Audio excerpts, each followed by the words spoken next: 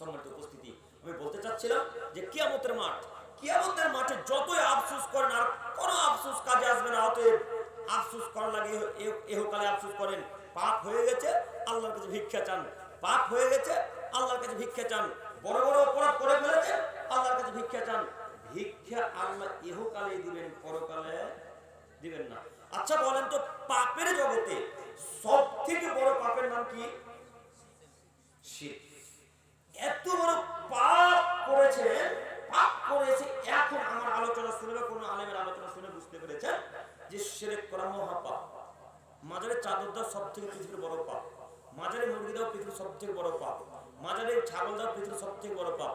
মাজারে 1 টাকা দান করা পৃথিবীর সব থেকে বড় পাপ। এখন জানতে পারলেন, এখন জানতে পেরে এখনই যদি কান্নাকাটি করে আল্লাহকে বলেন, আল্লাহ বুঝতে পারি শিরক এত বড় পাপ, আল্লাহ বুঝতে পারি মাজারে টাকা দান করলে এত বড় গুনাহ হবে, বুঝতে পারিনি, আল্লাহ তুমি তো দয়াবান, তুমি তো ক্ষমাবান, তুমি আমাকে ক্ষমা করো, আল্লাহ তুমি আমার প্রতি দয়া করো, আল্লাহ তুমি আমার প্রতি রহম করো। এই বাক্য বলতে বলতে বলতে বলতে বলতে যদি চোখ দিয়ে পানি বেরিয়ে যায়, তারা আল্লাহ তারা সঙ্গে সঙ্গে ক্ষমা করে দেবে ইনশাআল্লাহ, সঙ্গে সঙ্গে। আর এই পাপ নিয়ে যদি মৃত্যুবরণ করেন, আল্লাহর সামনে কান্নাকাটি করে করে করে করে করে করে করে যদি চোখ দিয়ে রক্ত বের করে দেন, তবে বাবা আল্লাহ ক্ষমা করবে না। শিরকের পর মৃত্যুর পর ক্ষমা হয় না, পৃথিবীতে ক্ষমা হয়। অতএব ক্ষমা চাইতে হয় আল্লাহর কাছে, ক্ষমা চাইতে হয়। বড় বড় অপরাধ করেছেন, হয়তো সুদ খেয়ে বসে আছেন, হয়তো আরো বড় বড় অপরাধ আছে, সে অপরাধ করে ফেলেছেন, জাদু করে বসে আছেন, জাদু করা মহাপাপ। জাদু যারা করে তাদেরকে হত্যা করতে হবে, যারা জাদু শিখে তাদেরকে হত্যা করতে হবে, এটা শরীয়ত, এটাই ধর্ম। অথবা আপনাকে অনুরোধ করে যাচ্ছি, বড় বড় পাপ করে বসে আছেন, বুঝতে পারেন এত বড় পাপ, এখন বুঝতে পেরেছেন, এখন ভিক্ষা চান, আল্লাহ ক্ষমা করে দিলেন। এই পাপ নিয়ে যদি মৃত্যুবরণ করেন, কান্নাকাটি করেন যে আল্লাহ জাদু করেছিলেন, বুঝতে পারেন এত বড় পাপ, তুমি ক্ষমা করো, আল্লাহ পাপ ক্ষমা করবে না। আফসোস কোথায় করবেন? ইহকালে। যদি দুঃখ প্রকাশ করা লাগে তো কখন করবেন? এই পৃথিবীর বুকে। পরকালে কোনো দুঃখ প্রকাশ করে আল্লাহর কাছে কোনো লাভ হবে না, আল্লাহর কোনো মূল্যায়ন করবে না। অতএব আপনাকে অনুরোধ জানাচ্ছি, নীতি পরিবর্তন করেন। সম্মানিত মুরব্বী সাহেব, আমি আলোচনা করব।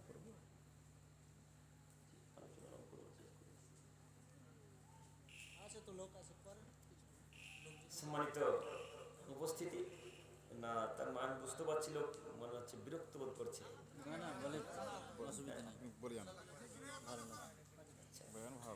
তো সম্মানিত উপস্থিতি, সম্মানিত মা ও বোন, একটা কথা আমাদের চেয়ে থাকেন। এরপরে হাদিস, এরপরে আয়াত, মহান আল্লাহ তাআলা বলেন, ওয়া নাদাউল মাওয়াজিনুল কিসতা লিয়াউমিল কিয়ামা।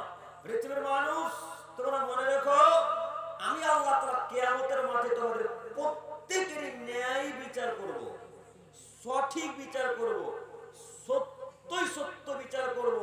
ফালা তুযলামু নাফসুন শাইআ, আমি তোমাদের কারোর ব্যাপারে এতটুকু জুলুম অত্যাচার করব না। কে বলছেন বাক্য? আল্লাহ। আল্লাহ বলছেন, আদমের ছেলে মেয়ে তোমরা শোনো, আমি কিয়ামতের মাঠে তোমাদের ন্যায় বিচার, হক বিচার করব। আমি কিয়ামতের মাঠে তোমাদের উপর অত্যাচার করব না, তোমাদের উপর নির্যাতন করব না। যে যা করেছে তাকে তাই দিয়ে দেওয়া হবে, যে যতটুকু কর্ম করে তাকে ততটুকু দিয়ে দেওয়া হবে, যে যা প্রাপ্য পাবে তাকে আমি প্রাপ্য বুঝিয়ে দেবো। কথা আল্লাহ তাআলা বলছেন। আল্লাহ তোর পৃথিবীর মতো বাদশা নয় যে যার টাকা তার দিকে বিচার। আল্লাহ তো আমাদের গ্রামের মতো সর্দার নয় যে যে টাকা দিয়ে দেবে তার বিচার উল্টে দিবে, তাই না? আমরা তো সর্দার কেসের কাছে বিচার চাইতে গেলে যার টাকা বেশি তার বিচার, যে ধনী মানুষ তার দিকে বিচার যায়, যাই না? যখন কোর্টে যাবেন, যার টাকা আছে তার দিকে কেস, তার দিকে পুলিশ, তার দিকে থানা, তার দিকে কোর্ট কাচারি, সব জজ সব তার দিকে। তো টাকা হচ্ছে পৃথিবীর খেলা। তো আল্লাহ তো এরকম বিচারক নয় যে টাকা দিবেন আল্লাহকে, আল্লাহ ঘুষ খাবে, এই বিচারটা উল্টে দিবে, এরকম তো আল্লাহ নয়। কথা বুঝেননি? আল্লাহ তো সত্য সত্য বিচার করবেন, আল্লাহ তো হক বিচার করবেন, আল্লাহ তো না হক বিচার করবেন না। যে যা কর্ম করেছে আল্লাহ তাকে তাই বুঝিয়ে দিবেন। সেই দিন যদি আল্লাহ বলে, ও কসাই সাহেব, 1 কিলো গোশে আপনি 1 কিলো গোশে প্রত্যেকটা দাঁড়িতে আপনি 50 গ্রাম করে গোশ কম দিয়েছেন, আজকে আপনার হিসাব হবে, তখন কসাই সাহেব কি করবে? কসাই সাহেব মানে বুঝতে পারলেন না? গরুর গোশ যারা বিক্রয় করে, প্রত্যেকটা দাঁড়ি পাল্লাতে 100 গ্রাম করে গোশত কম দিয়েছেন, বলেন কিয়ামতের মাঠে বিচার কিভাবে বুঝিয়ে নেবেন আল্লাহর কাছে? আল্লাহ তো কারোর উপর অত্যাচার করবে না। ও ডিলার সাহেব, প্রত্যেকটা 500 করে গম মেরে খেয়েছেন, 100 গ্রাম করে চিনি মেরে খেয়েছেন, 2 কিলো করে চাল মেরে খেয়েছেন, বলেন আল্লাহ তাআলা যদি বিচার শুরু করেন আপনি সেদিন কিভাবে টিকবেন? ডিলারের কথা একটা কথা ভেসা আছে, মমতা খালা কলকাতা থেকে আদেশ করেছে প্রত্যেকটা এই বিহারের মানুষকে, এটা পশ্চিমবাংলা পড়ে না, বিহারি বিহারি মানে মানে কেমন বুঝতে পারলাম না, গ্রামের বিহারি, মানে গ্রামটা নামই বিহারি, তো আমি ভাবছিলাম বিহার মনে হয়। তো আমাদের মমতা খালা প্রত্যেকটা বিহারের মানুষকে, ডিলার সাহেবকে বলেছে প্রত্যেকটা বিহারের লোককে 3 কিলো করে গম দিতে হবে, 3 কিলো করে। তো এখন ডিলার সাহেব বাড়িতে এসে, বিহারিতে এসে, ভাদুতে এসে 2.5 কিলো করে গম দিয়েছে, 500 গ্রাম করে গম কম। তো এই ডিলারের বিচার যদি আল্লাহ তাআলা সত্য করে তো ডিলার সাহেব টিকতে পারবে? এই ডিলার সাহেব প্রত্যেকটা মানুষের গম মেরে খেয়ে হজ মৌসুমে হজ করতে চলে গেছে মক্কাতে। কোথায়? মক্কাতে। হজ কিন্তু 2 জায়গায় হয়। কয় জায়গায় হজ? কয় জায়গায় হয় গো? আসলে 2 জায়গায় হয়। হজ এক জায়গায় হয়, সেটা হচ্ছে কাবা শরীফ মক্কা, তাই না? তারপর হুজুর বলছে হজ 2 জায়গায় হয়।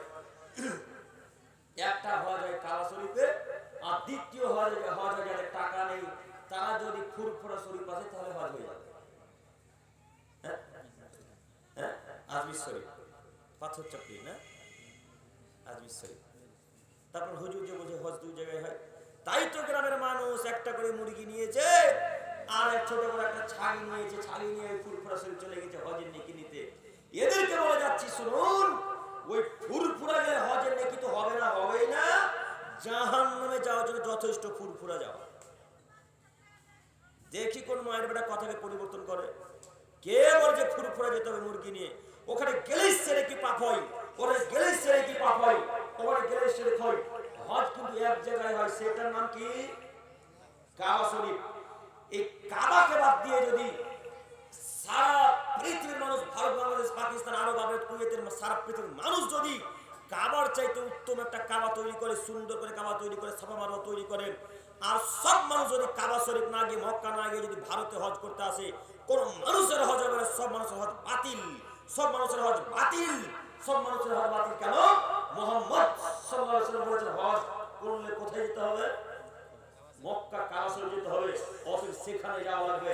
ওর চেয়ে উত্তম করে যদি পৃথিবীর কোনো মানুষ বানায় তৈরি করে, ওখানে হজ হবে না, শুধু দেখায় সৌন্দর্য হবে। অথবা আপনাকে অনুরোধ জানাচ্ছি নীতি পরিবর্তন করেন।